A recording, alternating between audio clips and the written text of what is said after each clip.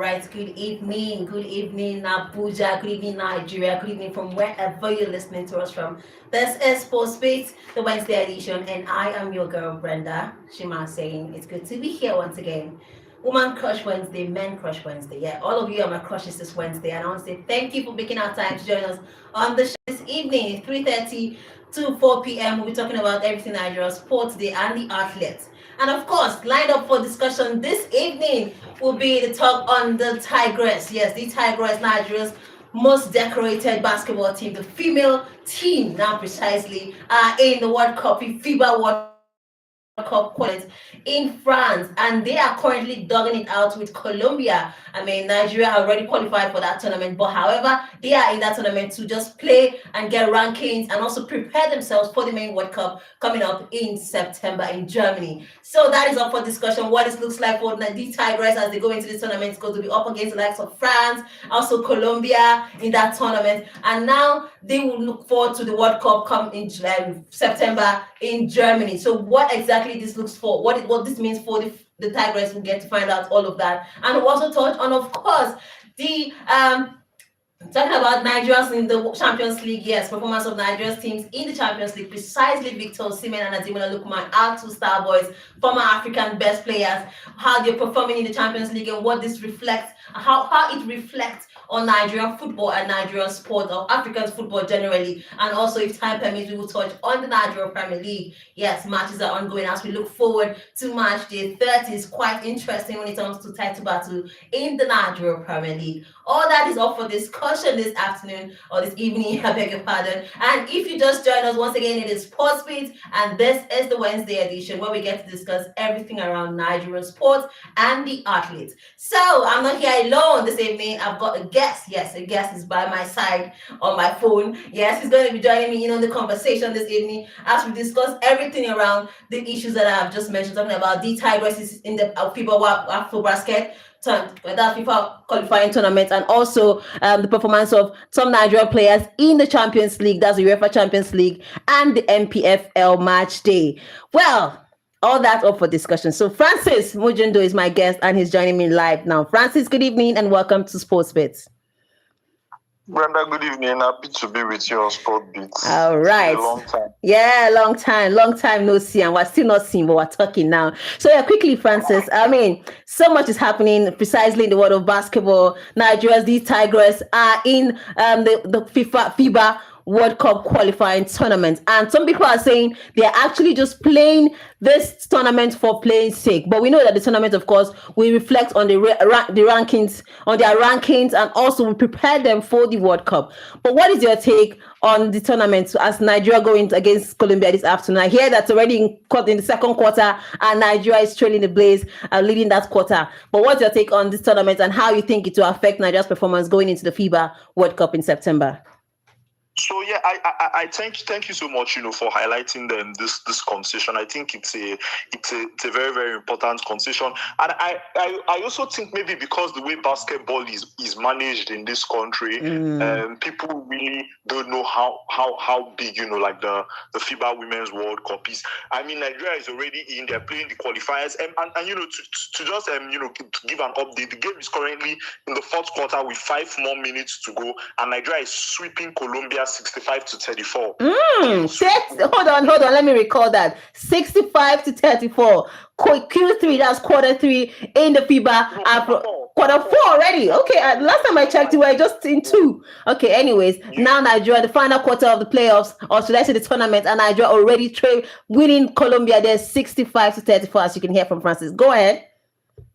So I think that this playoffs, or basically the qualification group is really important for us. Now you see that we have a couple of teams lined up. Now, considering the fact that the girls don't really get to play a lot of games outside of competition season, because of, like I told you, the way, we're just trying to get out of the crisis, first of all. We've not arranged our acts together, let alone have a standard and moving and functional league. I understand you.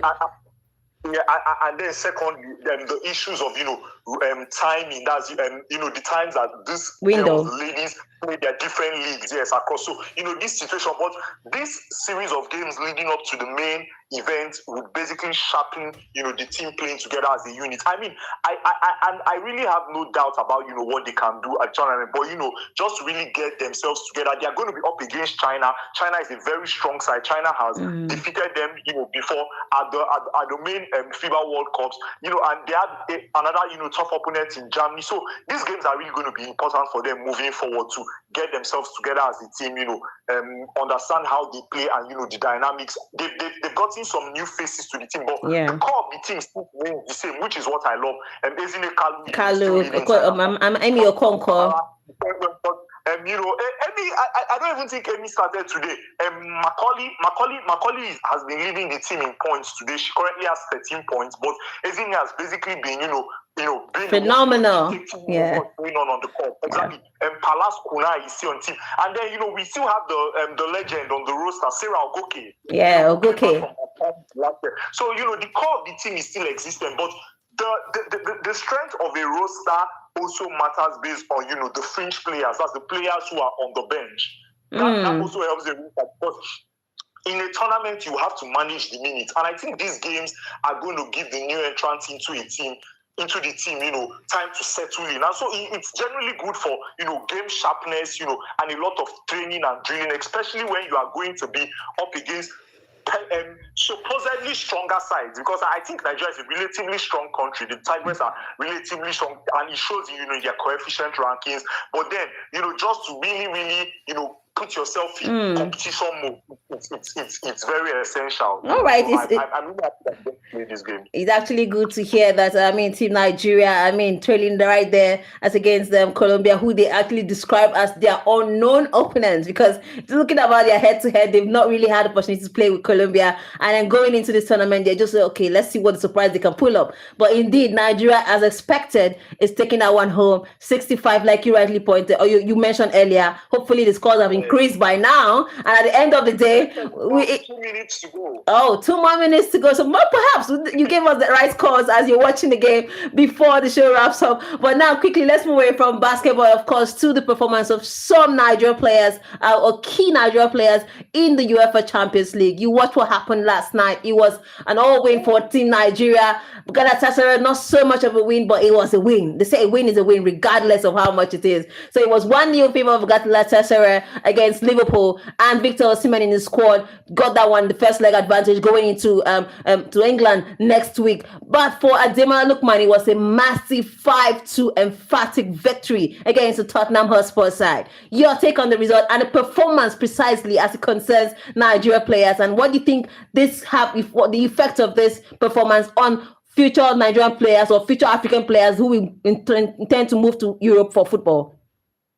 So I think what Victor is doing for Nigeria is very, very spectacular, and I really feel sad that it's unfortunate that we won't get to see Victor at the World Cup. Any World Cup. Yeah. Now that his prime and the pick off. But what he's really doing, today I was laughing, and I joined some pundits to share the same sentiments that with the amount of love that he has received from Turkish people, I don't think that he can live there, because Galatasaray fans are very in love with him.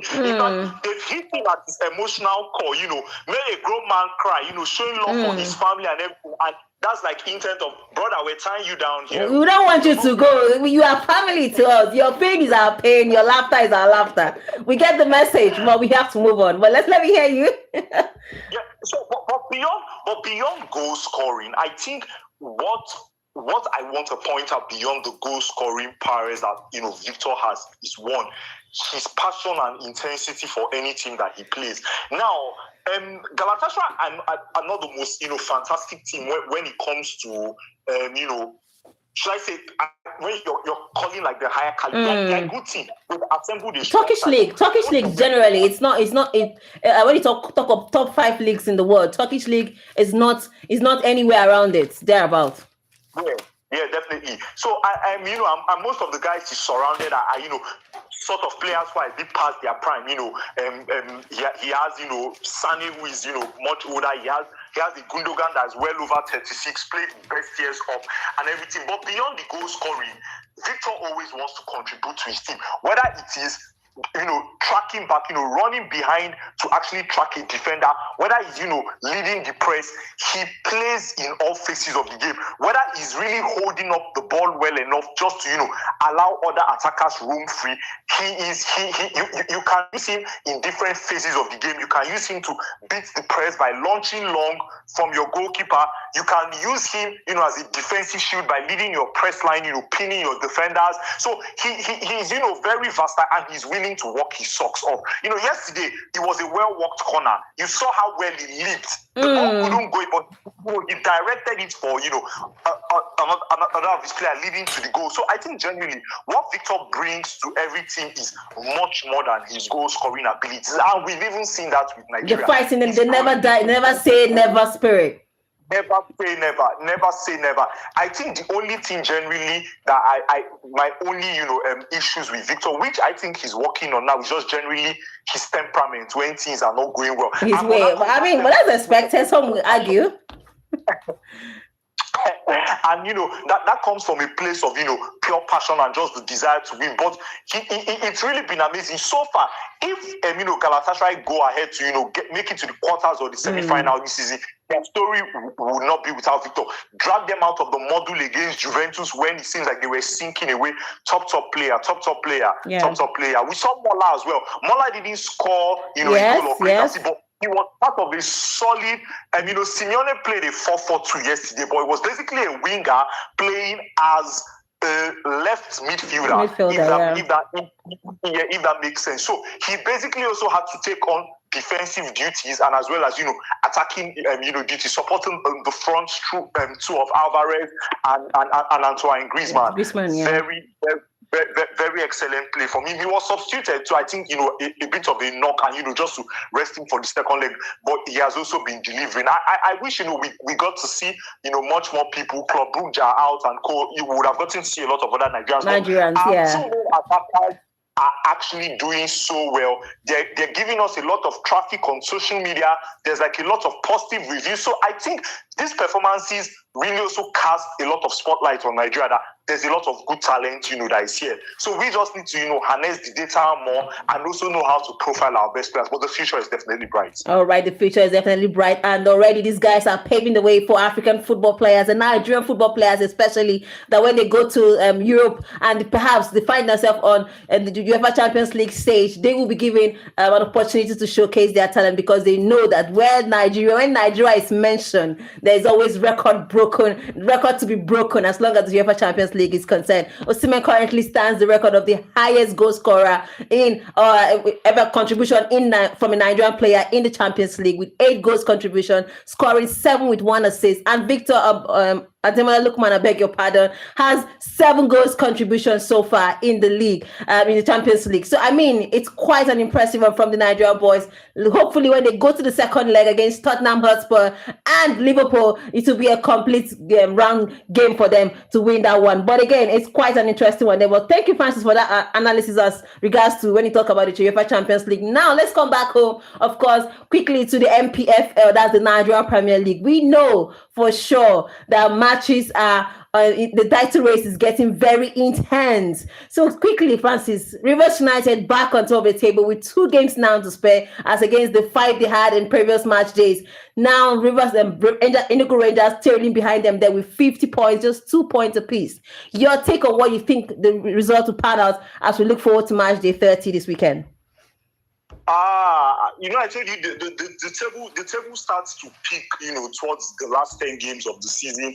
Now we're heading into game day 30, 80 more games. I'm sorry, I'm saying 88 more games. 8 more games for Rivers, yes. So it's really going to be intense. Now, I think that Rivers can go ahead and actually win it, but they've not been there in the past 3 seasons plus. They've not been there, but I think that last season they came close enough. We saw the defensive stability that Finidi George established with the team, winning games away from home. So I don't think that they are going to really drop off now. The margins are really close.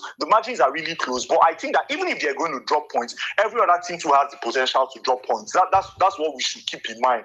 We should also keep in mind that the last 8 games, who is going to away more, who's going to travel longer distances? Because the issue that we've been speaking about with NPFL is the fact that because of the issues around, logistics and traveling for match days. Yeah, traveling is really difficult, and recovery time is very, very, very slow. Short. Recovery time is very, very slow. So the team who has less away games to play within these last 8 games also have a bigger advantage. Then also the final team to look at, who are the teams that are going to play more relegation further sides. Don't forget that our reigning champions are trying to bottom place. I was getting to that point. I was about to say that Remo Stars are taking the lead from the back. I mean, are you shocked about this? I mean, it's the first time in a long time that you've heard that the defending champion not just struggling to survive, but also struggling out of the Premier League. But Brenda, it's not only them. The below from 11th downward, you can see all of our big teams. You see that Kano Pillars is there. I mean, Ahmed Musa is really dragging them. He's dragging them with everything in him. But also, Eyimba is also languishing there. 9-time champions of the league, yeah. So I think it's a general issue that maybe we have to possibly conduct a travel session around the 20 clubs and ask them what is going on. Do you know what the fuel price is now, Francis? Okay, you're aware of what's happening, right? Iran is fighting. It's not so cheap to move around these days. But anyways, I get your point. No. This is us publicly telling. This is us publicly telling the general managers of all the MPFL clubs and state ownership that we want to actually see the pain points of what it's like to run a club daily. Amplify your voices, and maybe we're giving the chance for potential investors to come and involve themselves in your club if you show a worthy investment course or a good business case. So I think we should take that out for them. But because it's really difficult to see, and this is not the first time. Last season we saw Nashawa United struggle. This season we're seeing them in contention. Yeah, for the continental slot.